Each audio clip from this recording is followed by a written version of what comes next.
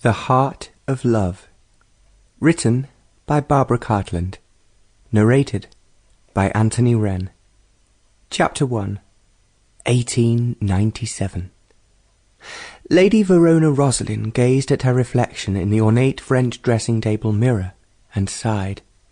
The image pleased her, a young, attractive, heart-shaped face framed by masses of dark hair, punctuated by a full mouth the colour of crushed strawberries. As she searched her deep blue eyes, she noticed a certain wistfulness about them. Of course, she always carried a degree of sadness within her heart, having lost her mother some 6 years ago, when she was just 15. But no, it was more than that. There was a longing within the depths, but for what she could not say. As she was musing over the possibilities, there came a sharp knocking at her bedroom door. "Enter," she said in a voice that was soft and melodious, so like her mother's as her father, the Earl of Bradchester, had often told her. "His lordship wishes to speak to you, my lady."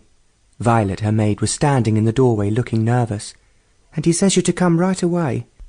"I wonder what it is that Papa finds so pressing," muttered Verena to herself, as she rose from the dressing-table and smoothed down her hair. She liked to wear it loose, even though her father had said it was unseemly for a young woman of 21. "I do hope it is not bad news." She swept along the hall to the magnificent staircase of Roslin Hall. The house had been in the family for generations, but had barely changed during her lifetime. Her mother, as a young bride, had taken responsibility for the decor, and had spared no expense in creating a comfortable home fit for a family. Sadly, Verena was the only child, and the house had remained the same as a tribute to her mother. Verena stroked the brass beehive knob on the door of her father's study for a second, and then knocked twice. Opening the mahogany-panelled door, she could see the Earl engrossed at his desk. "You wanted to see me urgently, Papa?" she asked of the still handsome man in his 50s, sitting hunched over some papers. "Ah, Verena, dearest, I wanted to let you know that I will be going to London to stay in our Hertford Street house for a while. There are some matters that require my attention." Verena did not dare ask him what they might be. She knew that what her father did in his business life was no concern of hers. "Don't look so worried," he continued kindly. "There is just one trifle that needs to be dealt with. And whilst I am in London, I thought I might visit my sister, Lady Armstrong, in Regent's Park. Her husband has been ill for some time, and it would please her to see a friendly face."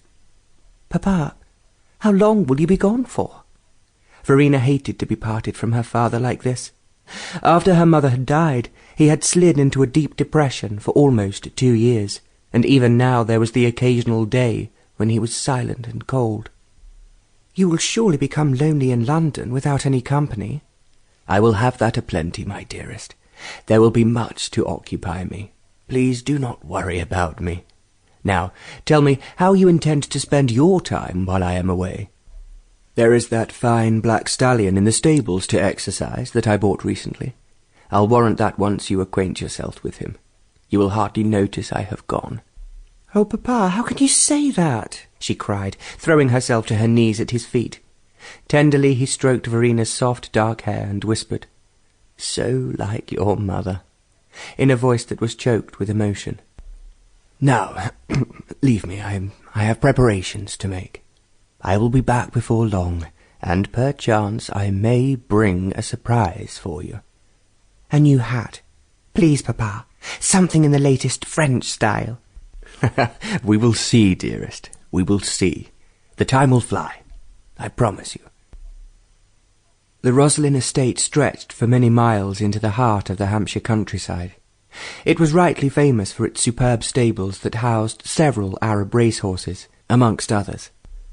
The Earl loved racing as much as he enjoyed hunting, pursuits he had returned to only recently after his long, dark days of mourning. Verena ran through the courtyard to the stables. Barker, the... Sample complete. Ready to continue?